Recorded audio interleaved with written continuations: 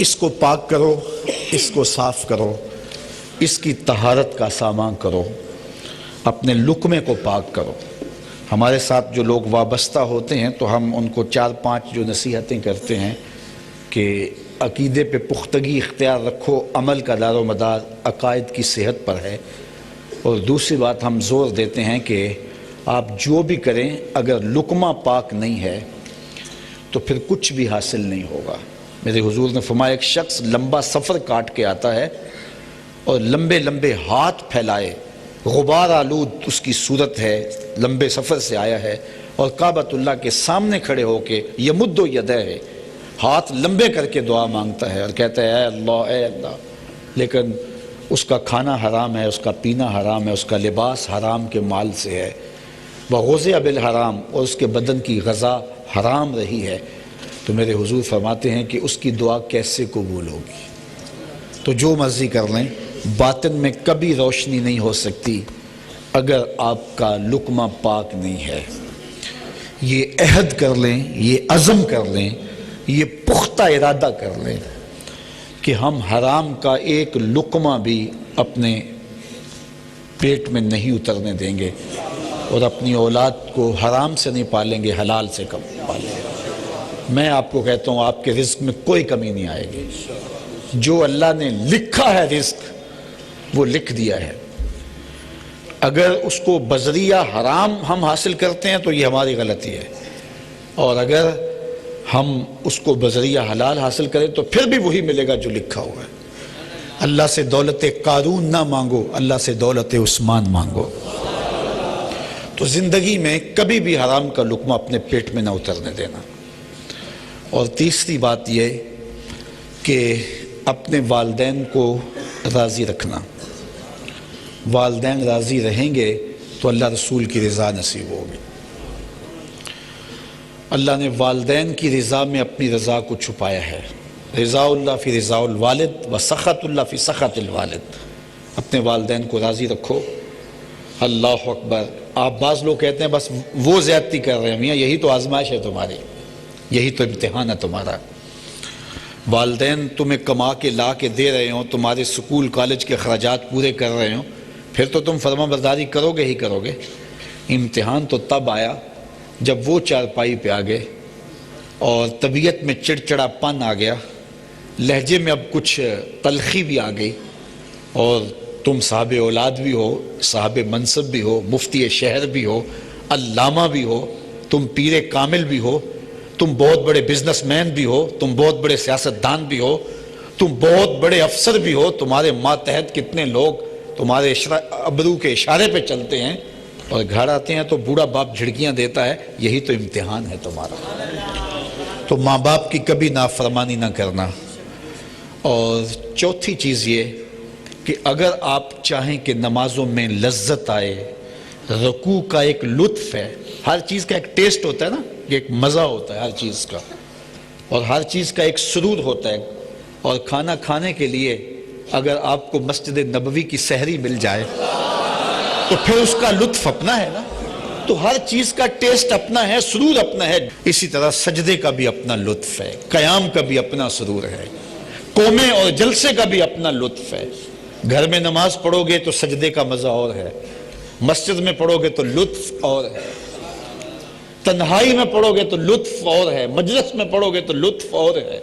اگر پیشانی کو حرم کا صحن مل جائے تو لطف اور ہے، اور اعتکاف کے دن ہو اور ریاض الجنہ ہو اور پیشانی سجدے میں ہو تو سرور اور ہے۔ تو ہر عبادت کا ایک لطف ہے۔ اب وہ لطف کیسے نصیب ہوگا؟ بعض لوگ کہتے ہیں عبادت کا لطف نہیں آتا، تو میں آپ کو بتاتا ہوں اگر آپ چاہیں کہ عبادت کا لطف نصیب ہو جائے تو نگاہ کو پاک کر لو۔ نظر پاک ہوگی تو سجدے کا سرور ملے گا، نظر پاک ہوگی تو روزے کا لطف آئے گا، نظر پاک ہوگی تو حج کا مزہ آئے گا، نظر پاک ہوگی تو قیام کا لطف آئے گا، قومے اور جلسے کا لطف نصیب ہوگا جب نگاہ پاک ہوگی۔ اگرچہ نگاہ کی پاکیزگی کوئی آسان کام نہیں ہے، لیکن اللہ سے مدد مانگ لو گے تو یہ مشکل بھی نہیں ہے۔ اپنی نگاہوں کو پاک رکھو، خلوت میں بھی اور جلوت میں بھی۔ اپنی نگاہوں کی پاکیزگی کا خیال رکھو تو پھر دیکھنا کہ زندگی کتنی خوبصورتی کی طرف جاتی ہے، اور آپ کو عبادات کا کتنا سرور اور کتنا لطف اور کتنا مزہ ملتا ہے۔ اور پانچویں بات آپ کو یہ بتاؤں کہ اللہ کا ذکر کثرت سے کیا کرو، چونکہ ذکر الہی دل کا زنگ اتارتا ہے۔ میرے حضور نے فرمایا کہ ہر شے کا زنگ اتارنے کے لیے کچھ نہ کچھ بنایا گیا ہے۔ لوہے کو زنگ لگ جائے تو وہ ریگ مار سے صاف کرتے ہیں، یہ کپڑے میلے ہو جائیں تو صابن یا سرف سے صاف کرتے ہیں، یہ لکڑی میلی ہو جائے تو اس کو صاف کرنے کے بھی آلات موجود ہیں۔ ہر شے کا زنگ کسی نہ کسی شے سے اترتا ہے، تو فرمایا دلوں کو بھی زنگ لگتے ہیں، اور دلوں کا زنگ اتارنا ہو تو اللہ کا ذکر کرو، دلوں کا زنگ اترتا ہے۔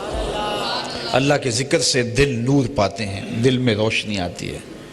جب اللہ کا نام کو بندہ لیتا ہے نا، صوفیہ فرماتا ہے جب کوئی کہتا ہے نا اللہ، تو اللہ تعالیٰ اس بندے کی طرف نظر رحمت سے دیکھتا ہے، اور جب اللہ کسی کی طرف نظر رحمت سے دیکھتا ہے اس کے کتنے گناہ جل کے راکھ ہو جاتے ہیں۔ اللہ اکبر۔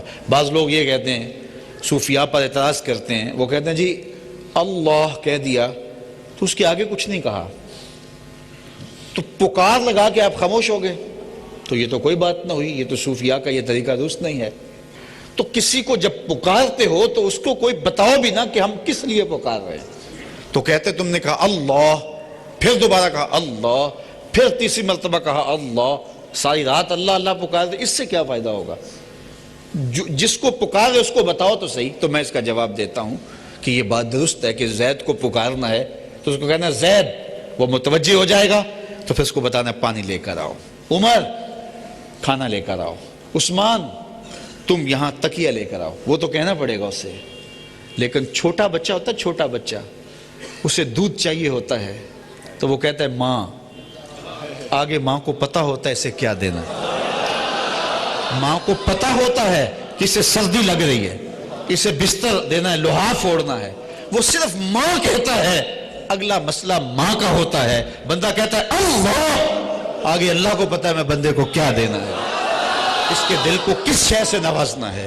اس لیے اس کا ذکر کرتے رہو۔ اٹھ دی بیندی ٹر دی پھر دی، ستے آتے جاگ دی، نام جھپ دی روتے کھپ دی، ویخ سر اس راگ دی، نام جھپیاں قرب ملدا، نام جھپیاں قرب ملدا، نام دی کر پوری سانب، شیشی وچ کستوری جے کر پھر ضرورت کاغ دی۔ ہر شخص کے دل پہ اللہ کا نام لکھا ہوا ہے۔ یہ الگ بات ہے کہ وہ زنگ آلود ہو جاتا ہے، اس کے اوپر زنگ چڑھ جاتے ہیں، لیکن جب اللہ کا ذکر کثرت سے کرے گا تو زنگ اتریں گے، اور دل نکھر کے جب سامنے آئے گا جلی حروف میں رب کا نام لکھا ہوگا۔ ہر مومن کے سینے میں اللہ کا پیار رکھا گیا، اس کا ذکر کرو، کثرت سے ذکر کرو۔ صوفیاء فرماتے ہیں ایک لمحہ بھی اس کی یاد سے غافل نہ ہو۔ اور حضرت شیخ احمد مجدد و منور الفسانی علیہ رحمہ فرماتے ہیں حقیقت الذکر رفع الغفلہ، فرماتے ہیں ذکر کی حقیقت یہ ہے کہ غفلت زائل ہو جائے، کوئی لمحہ بھی اللہ کی یاد سے تم غافل نہ ہو۔ یار تم کسی دنیا دار سے پیار کرو تو اس کی یاد دل سے نہیں نکلتی، رب سے پیار اتنا ہی سستا ہے؟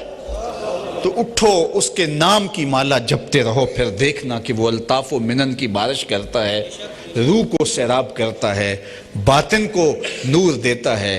ہم خود نے محنت نہیں کی اور ہم نے کہا کہ نہیں اب دور ختم ہو گیا، جلوائے طور تو موجود ہے، کوئی موسیٰ ہی نہیں۔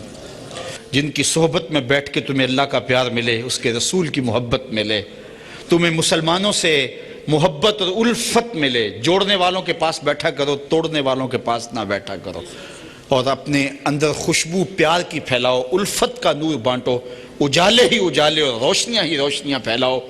اس امت کو پیار کی ضرورت ہے، اس امت کو محبت کی ضرورت ہے، اس امت کو جڑنے کی ضرورت ہے، اس امت کو اکٹھے حضور کی دہلیز پہ پہنچنے کی ضرورت ہے۔